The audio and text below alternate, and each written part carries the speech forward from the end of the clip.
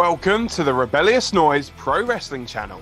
On this channel, we bring you some great content from inside and outside of the squared circle.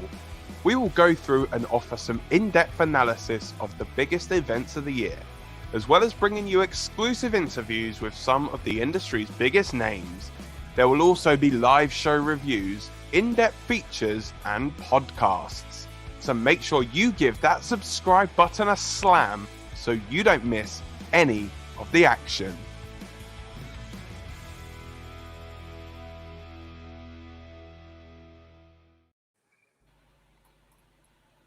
What is up, everyone? This is Dan from the Rebellious Noise Pro Wrestling channel. I am joined by Scott and Lucas to predict WWE Hell in a Cell 2021. I'm laughing because I didn't know if I wanted to salute or wave, so I just went. Good job, I'm not John Cena. Yeah. If I was Cena, I'd look like I was having a bad night on my entrance. Yeah, it'd be like. But yeah, so it's June, which really should be Money in the Bank, but for some reason we're predicting Hell in a Cell because that's just how the WWE calendar has fallen. At time of recording, there are only 3 matches confirmed for the show. Obviously, there was one teased on SmackDown. You can see back in the latest SmackDown video where I talk a little bit about that. But that wasn't confirmed. So we're only going to go on the confirmed matches from WWE. So should we just get straight into it? Or first, beforehand, we're going to go and quickly look at the table because obviously me and Rob had a clean sweep at WrestleMania Backlash. Yeah. I doubt. Well, to be fair, there's only like 3 matches to predict here, so there's a strong possibility we could do the same. I think a new rule for the 2021-22 season should be that if you miss a show, you've deducted a point. And Rob's not here, so Dan, there you go. You go ahead. Oi. No, not really. He's not feeling well, so we'll let him off this time round. Yeah, but, he's got a bit of the old lucha flu. So lucha flu, yeah. Yeah. So, but yeah, I mean, what we are going to obviously, if Rob does let us know his predictions, then we will obviously tell you guys. But for now, we're going to go and do the usual dice rolls. If I'm right, Rob's normally number 4, isn't he? So it's only 1, 2, or 3. So if Rob's up, then if Rob comes up, then we'll just do a re-roll. So should we get straight into it? Yeah. Or we just say it awkwardly until. Yeah. So the first match we are going to predict is going to be the Raw Women's Championship match between Rhea Ripley and Charlotte Flair. So do you boys know which way you're going on this one yet? I actually don't want to predict any of these matches. Let that be all right. So first is number 1. That is me. So now this for me, I think if I'm totally honest, there's only one that I'm probably 100% set on who I'm going to go for, but this one is quite tough because obviously we all know Charlotte being like a 14-time women's world champion, as she reminded us on Raw. Rhea's obviously still up and coming, but which way? Oh, it's tough, man. It's really tough, this one. I think that we are going to see a Rhea Ripley retention, I feel, in this one. Okay. I think I'm leaning towards the other way just because I feel like we're heating up for SummerSlam soon, and I think Charlotte's more likely to be going into this pay-per-view with the title to build up a challenger towards her. But then again, what is she, babyface or heel? Who's babyface? Who's heel? What is going on? I think the last round of Thunderdome things they had for people to cheer for Rhea.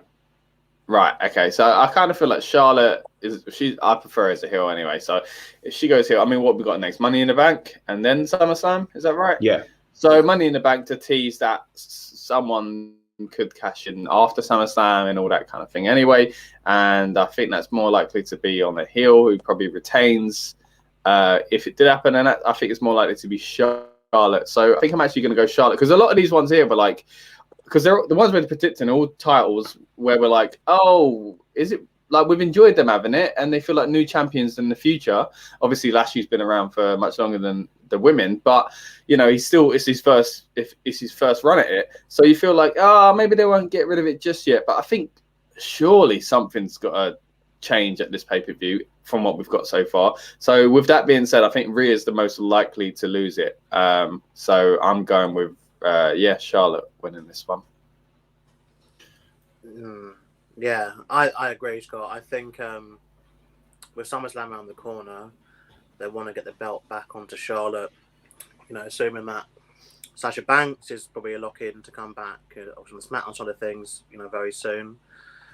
And we still obviously don't know where they stand with Becky at the moment. Is she going to return? You got to imagine they're going to be pushing for obviously the 4 horsewomen to be kind of coming back, particularly with the fact they released everyone else. That's the thing. I mean, I was just thinking, put Sasha on Raw and get her to chase Charlotte, but then you're right. We cannot be taking people off SmackDown right now. Yeah. Literally no one. Yeah, 7 women on SmackDown. So as of recording. Unless they go on a big releasing spree this week. This could turn into another release show. Which, by the way, guys, if you haven't seen, check out our podcast we did a little while ago on the shocking releases. But we'll be able to do Release Mania 3, 4, and 5 this year, probably. Hey, look, number 2's coming up, boys. Number 2's coming up, where we will be, we're not predicting, we're fantasy booking. And again, this is done with total love and respect for the people that have been released. We'd like to, just like we did last year on the main Rebellious Noise channel, we'd like to basically show what talent WWE let go and how amazing the card would be with just that talent. So but this year we say just that talent. There's been 2 rounds of big releases already, so who knows? But like you said, we could be doing a really big show soon. Yeah, I mean, I'd argue as well, like especially with Triple H's recent comments about the women stuff. They've released enough women that you could do a released women's Mania as well. Yeah, a non-WWE evolution, like revolution, so to speak. But look, I think Charlotte Flair's winning. I think I predicted Charlotte to win last month, and I was wrong. Obviously, Rhea Ripley is still champion. And I just don't see. Well, the thing is, if Rhea Ripley does win, she's in a very good position where, effectively she took Charlotte's WrestleMania spot.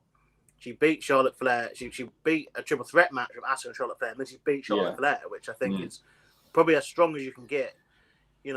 For a main roster kind of push. It's quite a rub, yeah. And she had, before that, obviously she's been in both the women's Rumble, hasn't she, back to back. And she runner up back to back as well, wouldn't she? Because she run up to Charlotte Flair. The first year as well. I know she was highlighted heavily. She was highlighted heavily. I think she was definitely not the final 4, I want to say. But obviously she was a runner up, obviously this year at the Rumble, and now obviously has the championship.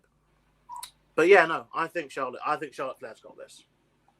So number 1 for Charlotte. And I have heard from Rob, so his prediction for this one, he has said he is going for Rhea Ripley to win. Either me and Lucas are catching you guys on this, or you guys are breaking away even further.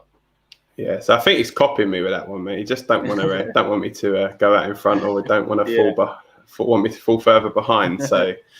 Right, so we now will throw over to stick with women, but we'll throw over to the SmackDown side of things, and that is Bianca Belair taking on Bayley for the SmackDown Women's Championship.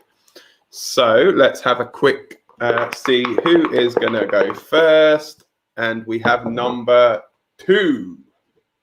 Oh, it in my bones, man. I knew that was coming. Okay. So, like I said on the last one, new champions and stuff like that. And I was leaning this way more in the previous pay-per-view, WrestleMania Backlash. Still can't get over that. But I was saying then, if there's any champion, I think I was basically saying, if there's any champion not take it off, then it's Bianca Belair. And I still agree with that. So, fairly simple one for me. Although I think Bayley is a star. We've gone on about it forever. I don't see the benefit in taking it off Bianca Belair just yet. I think it's better for them to build a a little bit more. Whereas I think there's a plan with inevitably on Raw to have Charlotte, because Charlotte can't challenge again Money in the Bank, and then challenge, like you could say Charlotte could be the challenger at SummerSlam. That's a big draw as well. But can she really stick around this and not win and not win and not win until that point? So that's why I think Charlotte's getting it this time around. I think it's Bianca Belair, because I think it'll be a different story this way. As far as I don't see it being that. I mean, Bayley could challenge at SummerSlam because, well, yeah. But I don't see it being like the Charlotte one, where I think it's because they're going in a new direction to build a new feud. I think on this one, it's a new direction, maybe with Bianca, but that's still with Bianca. I think she's keeping the title. Okay. Well, yeah, I think it's on the SmackDown side of things, of course, like we said. I mean, there is a 1 in 6 chance that Bayley gets a challenge again at SummerSlam. Oh, yeah, true, yeah. And even more so, they decide to go down a triple threat / fatal 4-way kind of route. Because they could legitimately have a fatal 4-way with over half the active women in it on the brand. Yeah, sure. Yeah, look, I think Sasha's coming back. But basically, I'm basing this prediction on Sasha coming back soon, and for SummerSlam. And I think they might set up a rematch between Bianca and Sasha for SummerSlam. So off that basis, I think Bianca Belair will retain here. And it's weird that obviously I think it's just because.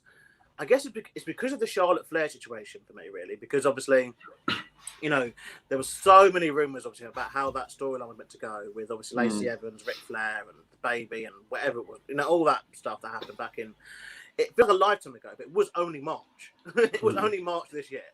And then that's just having a little girl as well. So congratulations to Lacey Evans. Congratulations to Ric Flair as well. Yeah. Sorry, no. Well done, Pops.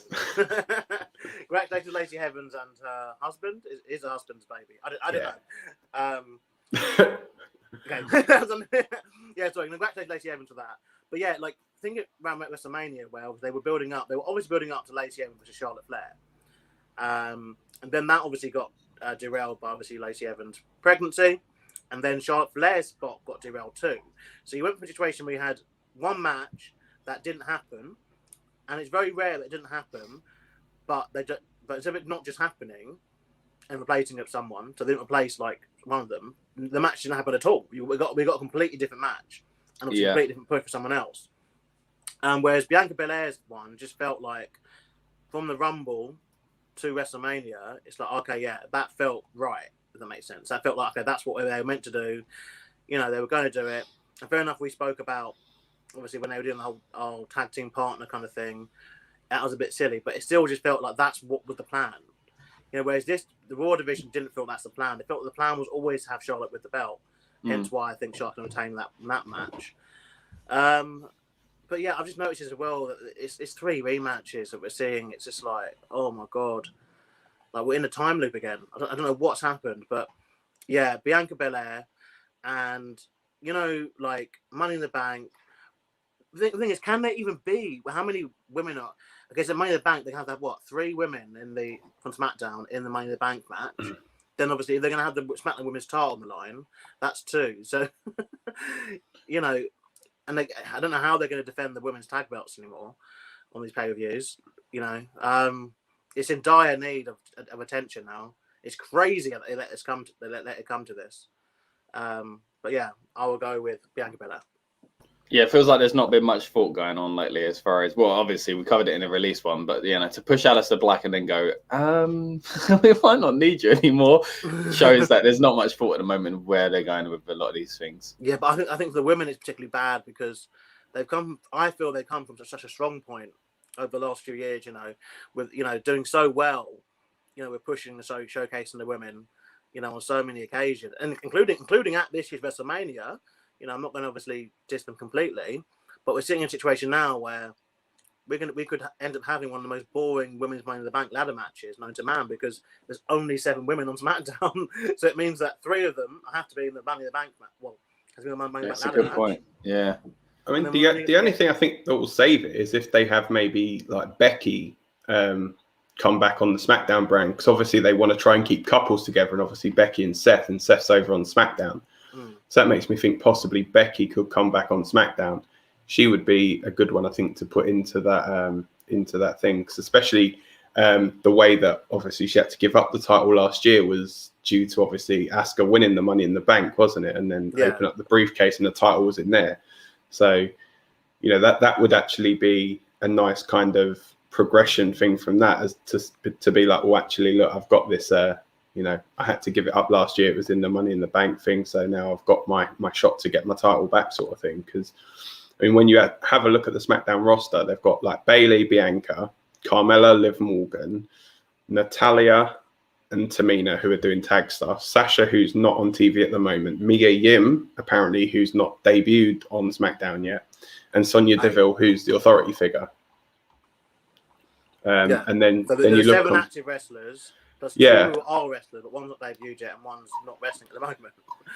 But I mean, apparently they are. There's a couple of the execs and that are going down to like the Performance Center and stuff to have a look at some bits and pieces down there. So, and it's strange as well because obviously they're announcing the whole Eva Marie thing over on Raw, and there's obviously some there's talk that she's going to be coming in with like some kind of muscle. So there's talk of it either being Piper Niven, who is from NXT UK, or we meant Rowdy Roddy then. I was like, it's either Piper Niven or Mercedes Martinez. But then it's like, why would you do that on Raw? Because it's like, you know, surely you need more women on SmackDown. This is all like she was, you know, shown to be coming to Raw soon with this, I guess, plan that they've had in mind quite a while ago, innit? Before they suddenly went SmackDown. What's that? Women, you know. So I mean, it's strange though, like how it's all panned out as well. I mean, the thing is, like, not being funny, but NXT have got such a big women's division that they could afford to lose like at least sort of 2 or 3 of their women to go up to the main roster. I think we counted 25 before. Yeah. Because I mean, if you go back and look at so just a quick plug for the latest SmackDown that I recently did with the NXT version. So I predicted that obviously you got the Mercedes Martinez and Xia Li match. So I do think that Mercedes will go up to the main roster regardless. So whether, you know, she wins or loses. And then obviously I think Io Shirai potentially would be a good addition over on SmackDown. Another one as well, like Ember Moon. They moved it down to NXT when SmackDown now are crying out that SmackDown could...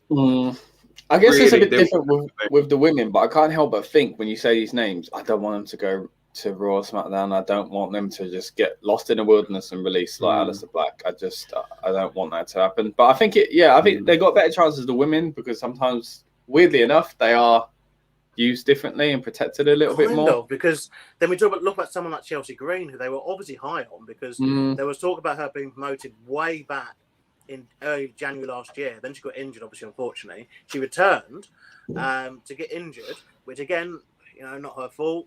Then she gets released. You know, she was meant to be on Survivor Series. You know, I mean, this is the thing with WWE now. We're talking about, you know, someone was meant to be on Survivor Series team who we, in the past, think of as a big match. That's a big push. It's a big moment for you. No longer in the company. United States champion for WrestleMania last year, no longer working for that company. The person who competed for the WWE Championship at WrestleMania Backlash. Yeah, literally the last pay-per-view. No longer working for the company. Like, it just, But look, that's obviously for this Release Mania thing, I guess. But I think in terms of what you just said, there's so much women's talent on NXT and NXT UK. The other issue they also have too on NXT, I feel, is that the women, obviously, they're keeping them for a long time. And some of them obviously quite tenured. And someone like Mercedes Martinez, like, how many years more is she going to do this for? So it's a case of, like, they've got to get up to the main roster eventually. Well, they technically did try it, didn't they? But she basically told them, I ain't going to be part of that retribution crap, basically. Oh, that's true. She was a very wise woman to make that decision. So...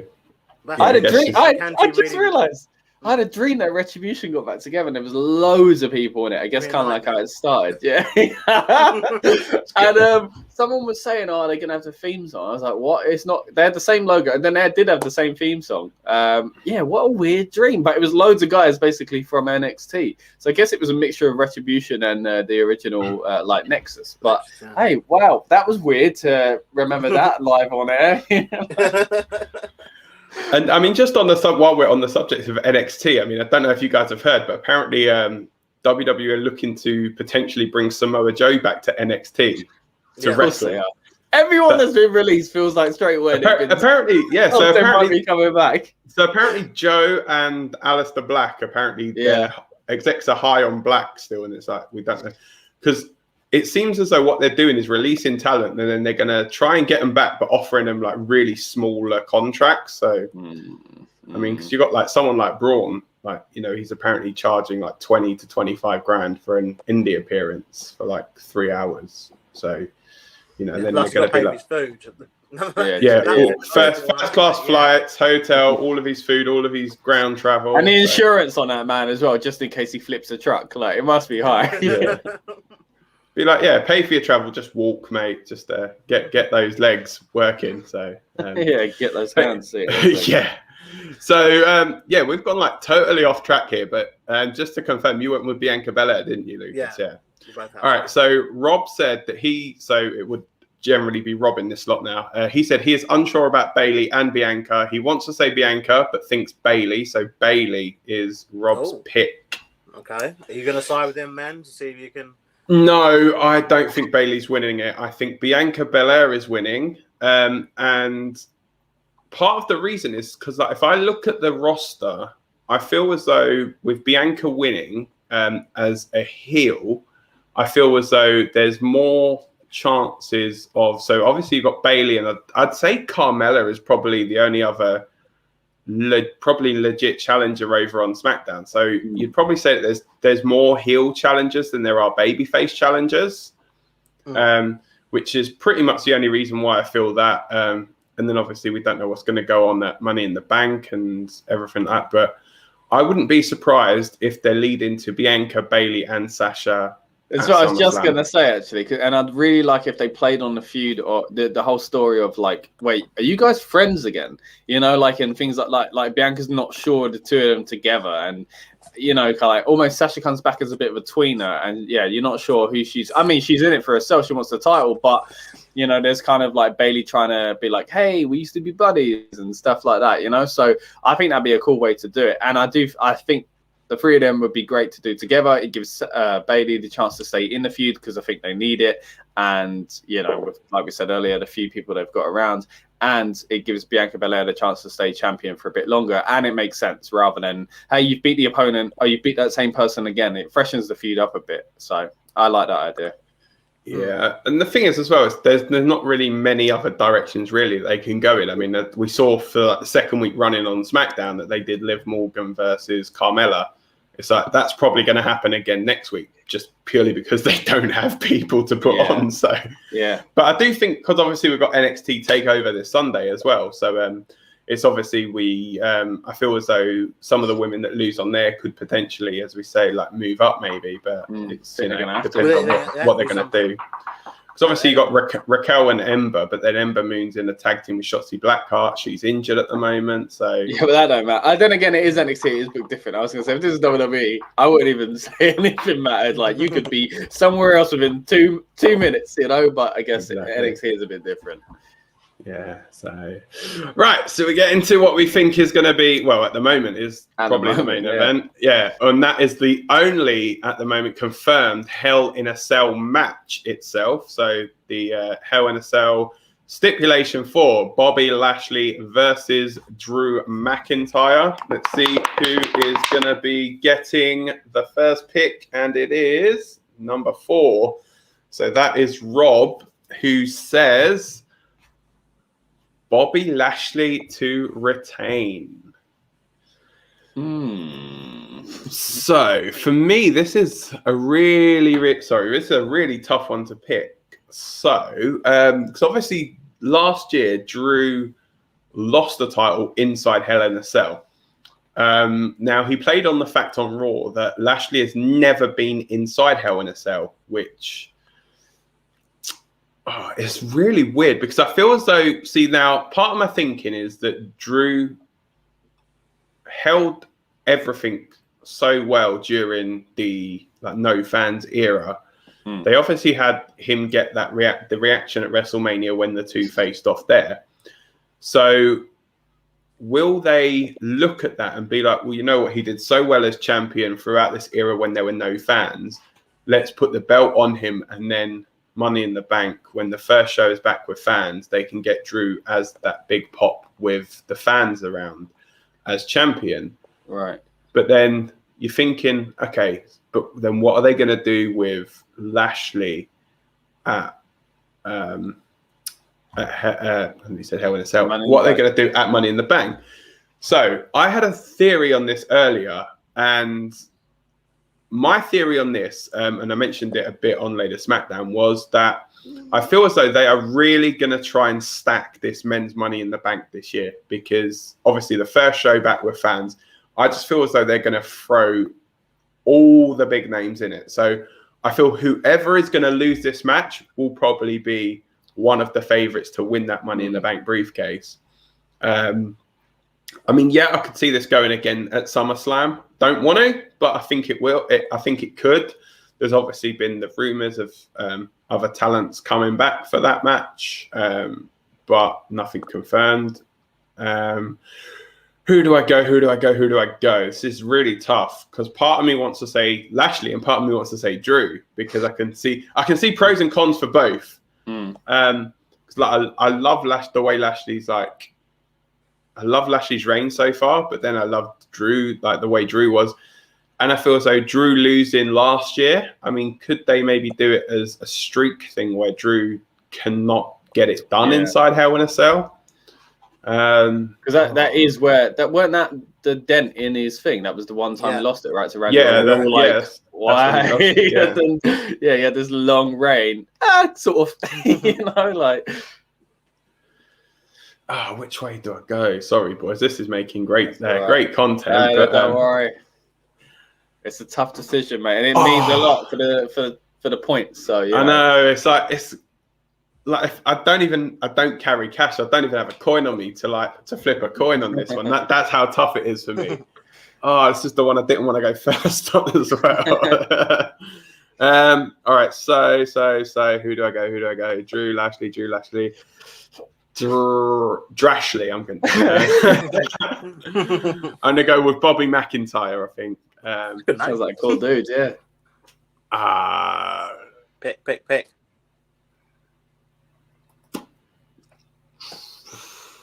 Tough. So, as well, I'm looking at it, the fact that I'm picking both champions. On, the Undertaker would have been out twice by now. No, I doubt that. He'd still be putting his hat on. Right, I'm gonna go Drew purely because I've gone for both champions to retain so far. Right. So, Oh wait, no, I'm changing it. I'm going Lashley. Lashley. Why? Why Lashley? Because I've chosen two baby faces as well. Okay. So although I've picked champions to retain, I've picked both baby faces. Right. I must admit it's harder with only 3 matches because they're going to add more matches. With 3, so yeah. So right, so my pick is Lashley, just to clarify. Isn't this billed as a last chance for Drew, right? So if that's the case, Drew has to go off and do something else completely. Win Money in the Bank. Yeah, but then he can only challenge if Bobby's the champ, not the champ. So Bobby would have to lose it at Money in the Bank in a brand new feud. So not if he's got the briefcase, because he can cash that in at any time he wants. Yeah, no, he could even just be like, I mean, they could work around it. We could try. They probably would, but surely the way they're saying it, technically, he can't challenge while Lashley's the champ. So it doesn't matter how the challenge is put down, whether it's announced 3 weeks ahead of time or he runs in with a briefcase, he's still challenging Lashley, isn't it? So for that, I kind of feel like Drew's going to win. I don't want him to win because I think, not just for me, I think the wrestling audience are tired of it at the moment. I think we need, and we said this a few pay-per-views back, that I think it was for Mania, that we were all a bit concerned that it might get a bit too much with Drew. And I do think that's becoming the case. I think, again, we said it back on Fastlane, but a feud like the Sheamus feud would have been ideal in this period. But it's a shame it's not. It's not happening. So, yeah, I think Drew's probably going to win because I think, again, thinking ahead to SummerSlam, he's probably going in with a championship. And whether or not you do get a Brock Lesnar comeback, it's for Drew, I think. But then again, I could see Lashley in that position as well. But yeah, I could see, like you said, Dan, someone losing going into the Money in the Bank. I think that makes sense for Drew, the babyface, having to then climb the ladder, get through all the people and stuff like that, get it back. But that's not what.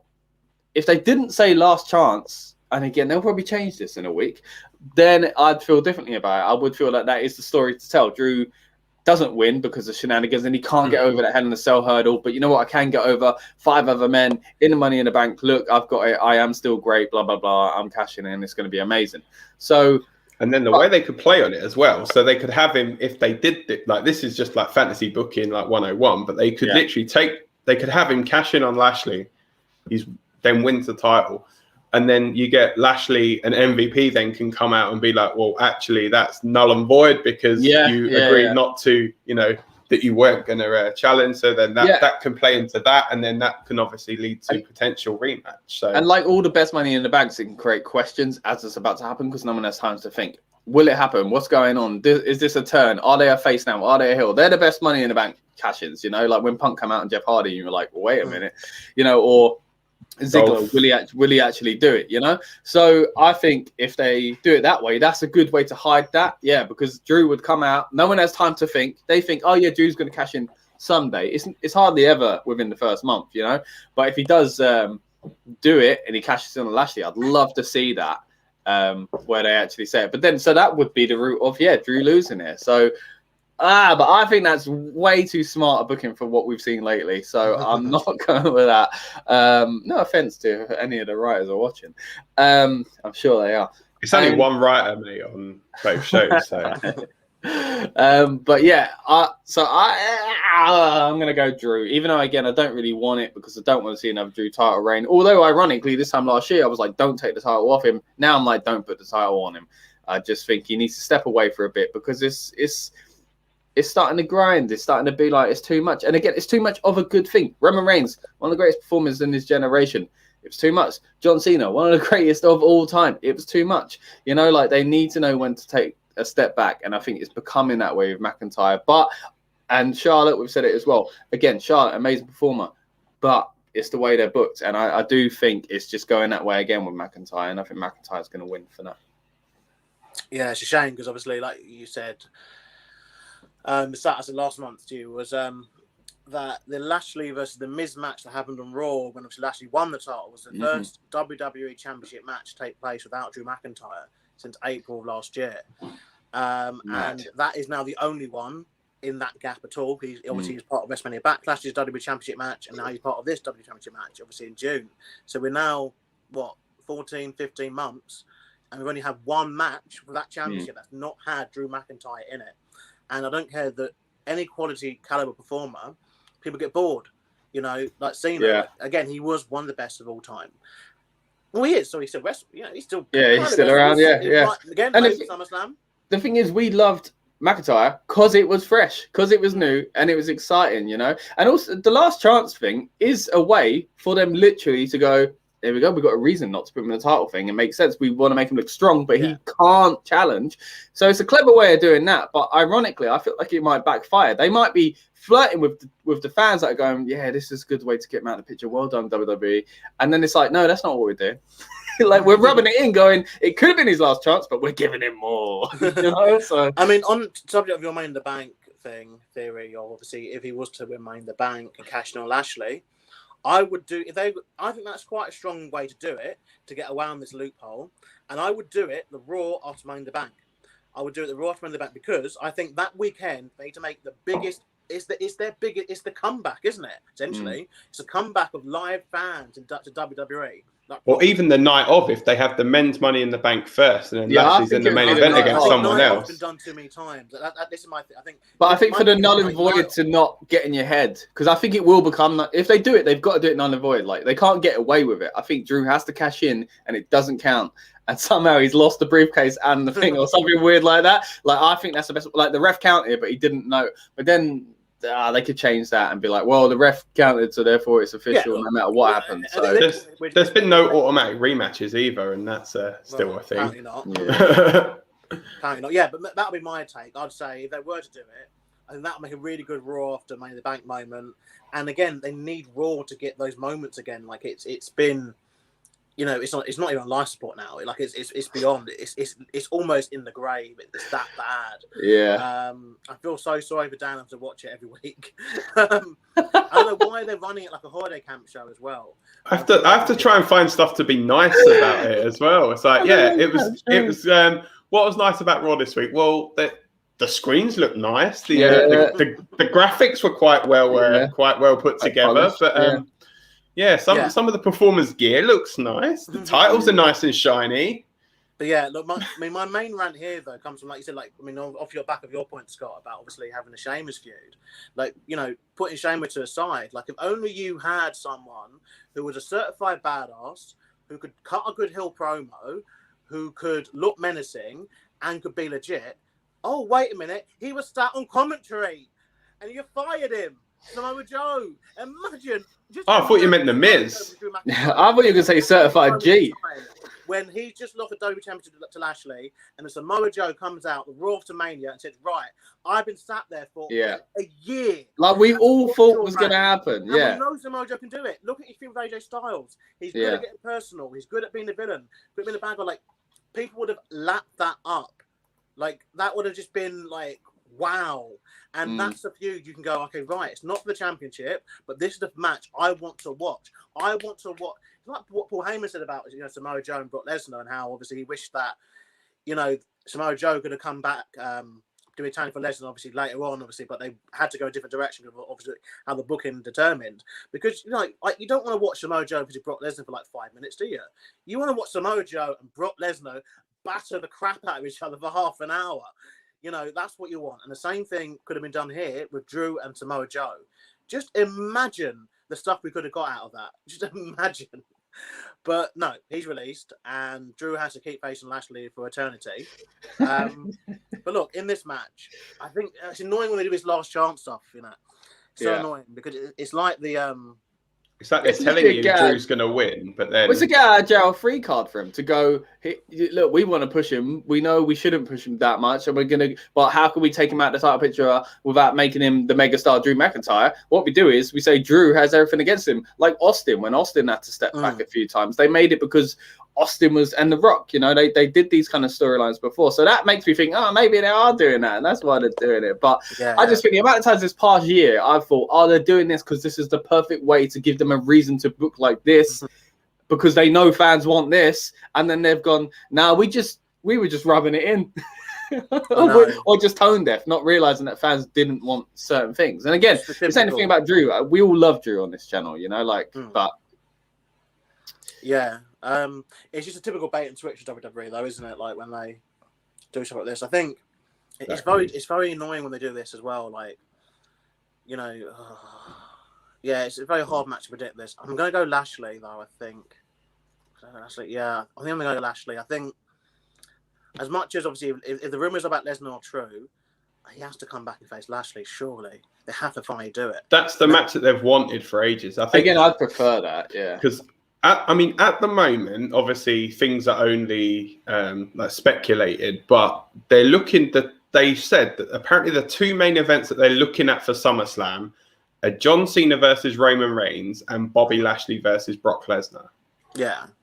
That's apparently the two that they're looking at. Obviously, it all depends on can they get the people in. And, I think the Cena one is pretty... They said that his schedule is completely sort of clear up until that time. So he's pretty much... I think they're looking at that's pretty much nailed on.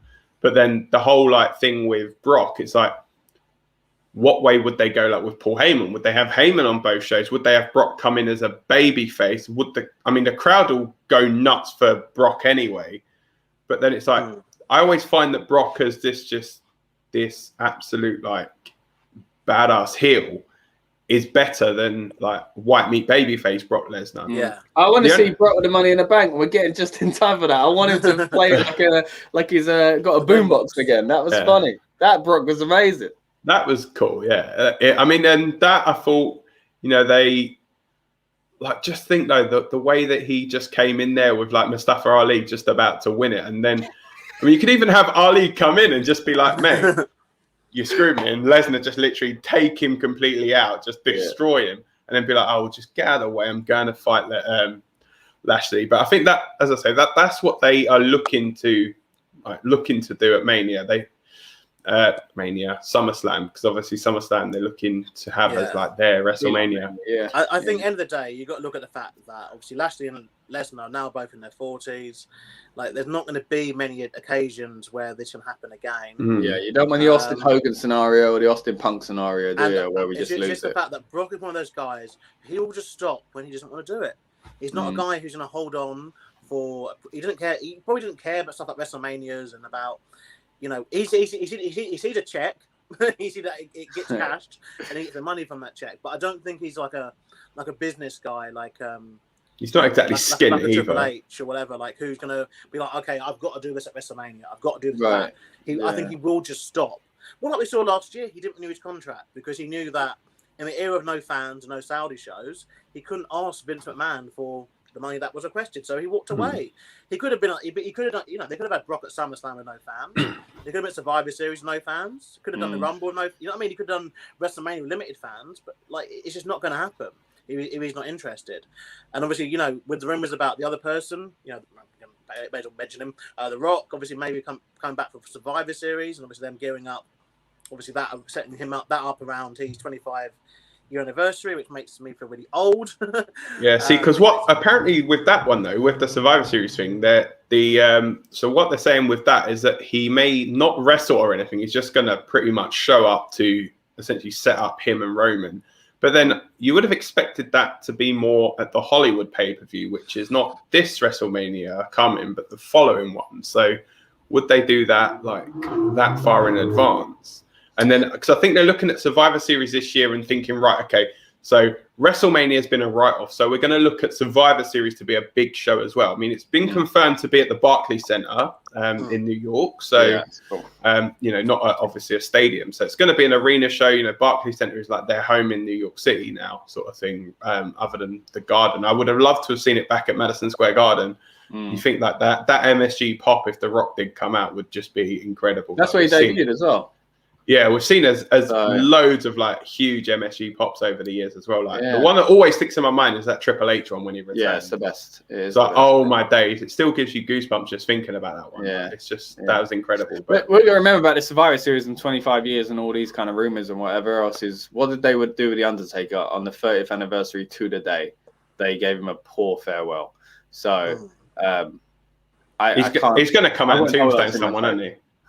I think he's getting his Mania Hall of Fame thing next year. I reckon that's the kind of makes sense. It's in Texas, in his home state. So I wouldn't be even against him being the sole inductee next year. Just having a whole kind of theme around the Undertaker. Especially because he's not doing any appearances, it seems, for now. Like obviously Vince has stopped from doing the convention and stuff, and obviously they've all stopped. I think obviously this is like if next year realistically could be one of the first times he can do like a public appearance. I think that's enough to kind of sell Hall of Fame for most people. Yeah. Just seeing Undertaker and hearing him talk his stories and having the time to be able, having the time and not having bloody, you know, to have his speech cut down to 2 minutes with a Thunderdome audience and, you know. And I think as well, it's good as well that they're doing all these like little, like where they're doing like the different like documentaries and the different appearances that he's doing on like these little shows. So he's obviously did like the Austin podcast and almost prepares us, you know, to see. Yeah, and because it's basically like they're humanizing, like they're giving us this is Mark Calloway, like, you know, obviously we've seen the character of the Undertaker for years and years, and you know, as a man of few words and stuff, and you know, he's always strictly in character.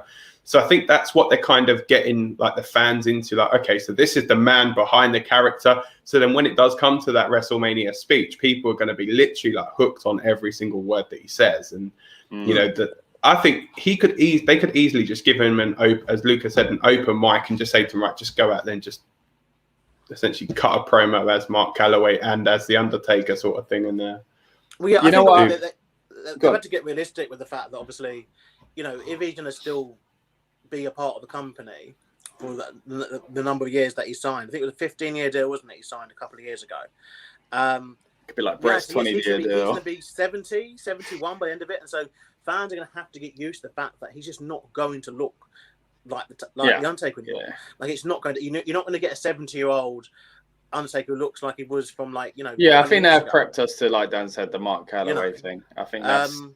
And the only other time that kind of happens is, like you got people like Goldberg, for instance, but he took a long break from the business, so it's like we've had that gap to understand that, like, well, okay, he's not going to be the same Goldberg from the 90s because he's now in his 50s. He looks very good for 54, isn't it? 54, 55, whatever it is. That he is, and I wouldn't mind looking that good at 54. He just needs to stop headbutting bloody lockers and stuff. You know what, though, about The Undertaker? He was really good at Hell in a Cell matches. We're back! Let's talk Hell in a Cell. Well, he was, it was, it was obviously his kind of thing, and obviously how we got Kane, obviously in the industry. So it can be a powerful pay-per-view, this, like to happen, when it goes right. It's the placing of it is very odd, and like I spoke to you before, I said, like, it just feel a bit like, this is pay-per-view, man. Why is it a thing? Yeah, and especially with all these rematches at the moment, and ones we're not really that keen on anyway. Like, again, I love all the guys. I think all the guys are great, but they're all stories that it's like, now what? with all of them, So, yeah. But look, let's hope that obviously next week, obviously 9 p.m. when we do our kind of pre-show hype. There's some more matches announced. We've got some potential stuff from the Raw Tag Division with Viking Raiders maybe getting a title shot. Yeah. So Viking Raiders, they said that they've earned the number one contender shot. They've not announced when it's going to be, but then. This week they've got New Day versus RK Bro at the moment, so that's going to be on Raw, and also on Raw is AJ Styles taking on Drew McIntyre, which keep an eye out for that. That's going to be a banger. But but I get that might end with shenanigans. So obviously AJ and Omos being the tag champs. I think I reckon they may defend the titles at this pay-per-view. AJ and Omos. Obviously, it's looking like Rey Mysterio taking on Roman Reigns inside the cell. That'll take you to 5 matches. I'm just trying to think what else realistically they could do. Women, yeah. Well, I don't think there's any challenges really for them. Shayna could face Lily. Yeah, possibly. In a Hell in a Cell match, that kind of suits. Yeah, they could get one of the little toy rings that they could set up for Lily. So Sheamus is injured. Sheamus is injured, isn't he? So I guess no US title. Well, this is the thing. So he said he's fine. He feels like he could wrestle, but it's just but that's it's down to W. He said it's down to WWE. Irish. Yeah. Intercontinental title as well. There's that's obviously bits going on there. So Big E recovered from his headache, of course. Yeah, Big E when he got attacked by that mystery person who Voldemort, I think it was, he who shall not be named. Just suddenly not on TV for a couple of weeks, and then comes back teaming with Kevin Owens. Hey guys, how you been? I mean, because they used to write people off, didn't they? When they got released, before they got released or whatever, they used to write people off. Especially in the days where subtly taped, you would get a situation where someone would have a match taped, and then they get released on like a Wednesday, Thursday, and obviously they released. And obviously on Friday, SmackDown would have aired. And obviously, but that person would be gone. But now they're just like, you just leave. Like, there's no explanation for it at all. Same thing with like Ruby Riott, wouldn't you? Like how it's just they literally.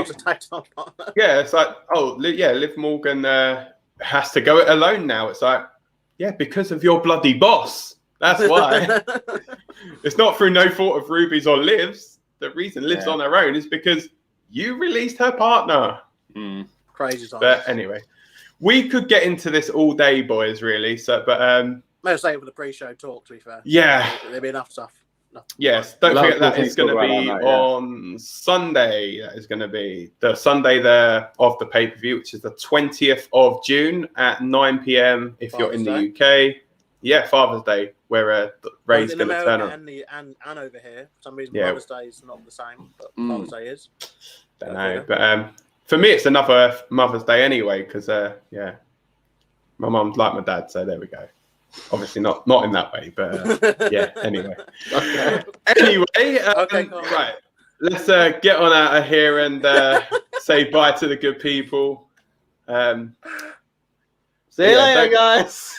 So don't forget, guys, like, share, and subscribe to Rebellious Noise. You can follow us all on Twitter at RN Pro Wrestling.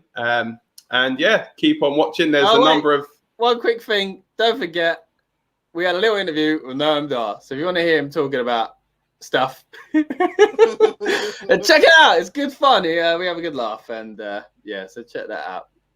Sorry, just had to plug that. Nice, all right. I was literally just getting to it as well. Oh, right, well, you know. But yeah, anyway. This has obviously been the Hell in a Cell predictions and preview.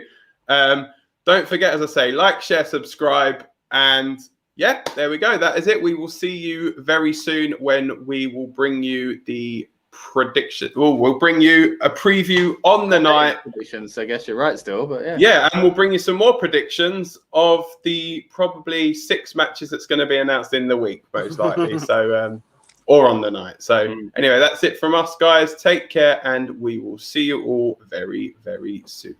See ya.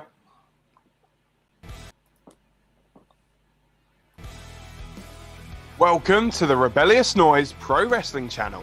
On this channel, we bring you some great content from inside and outside of the squared circle. We will go through and offer some in-depth analysis of the biggest events of the year, as well as bringing you exclusive interviews with some of the industry's biggest names. There will also be live show reviews, in-depth features, and podcasts. So make sure you give that subscribe button a slam so you don't miss any of the action.